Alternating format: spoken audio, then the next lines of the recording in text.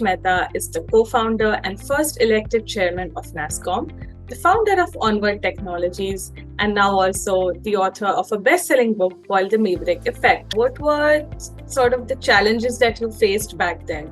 Those were the days going back to the 80s. We are talking about 1988 when we started NASSCOM. At that time, the science or the technology policies were decided by the scientists and the educationists as the gatekeepers for this industry in India. Now, so they had a certain vision and they believed more in, you can call it self-reliance or made in India type of thinking. India to develop, India to own and whatnot. Now, for them, business was a different opportunity. That was not their area of expertise. So they wanted us to be in hardware business. They wanted us to be in a software product business. Because those are the two segments as businesses were known. Now, some of us had dabbled into the product game and we had failed. We realized there are 18 challenges to be successful in a product game in India. Simple thing like copyright. In India, we believe in right to copy, not in copyright. Now, and plus, we have very weak enforcement and a very weak judiciary. So why should anyone do a product development? At a 50,000 feet level in terms of not getting support from judiciary or enforcement is one level. Second is at product level also, if your customers if your others are going to copy, pirate it, and how are you going to ultimately monetize your investment?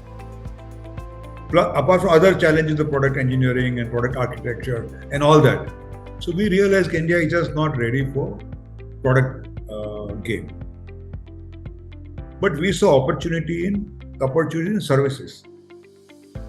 Like when I came back to India in 1977, I was a database manager at Travelers Insurance Company at Hartford, Connecticut.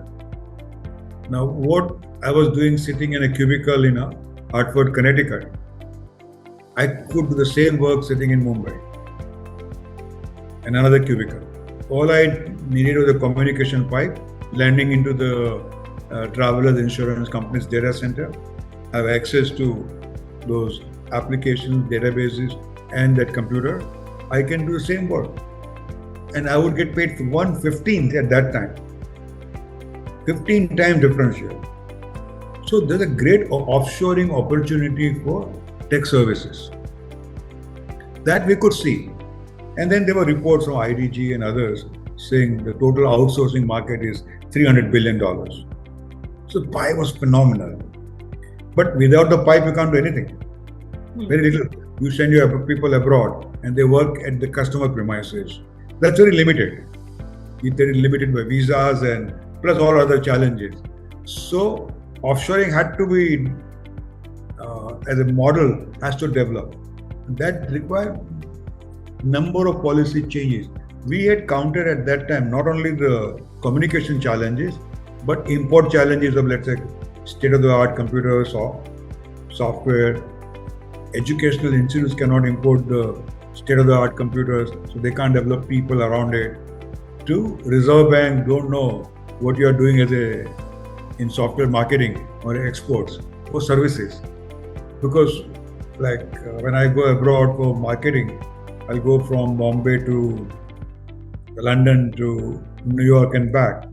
And my prospect says, no, come after a week. So I change my itinerary. Within a week, Reserve Bank will issue a summons to me. Not summons, but notice saying, please come and see us within a week, 7 days. You go and show up and you are treated like as if you ran some crime or what. Because they think that, what are you exporting? Software services, they didn't understand. So they always thought we use the very high, hard-earned foreign exchange by the country in spending it for personal pleasure, in going to visiting London and New York and back. They just didn't understand. So they wanted to know why, what, and so on and so forth. So Income Tax Department, they will not allow your marketing expenses as an expense. What are you exporting?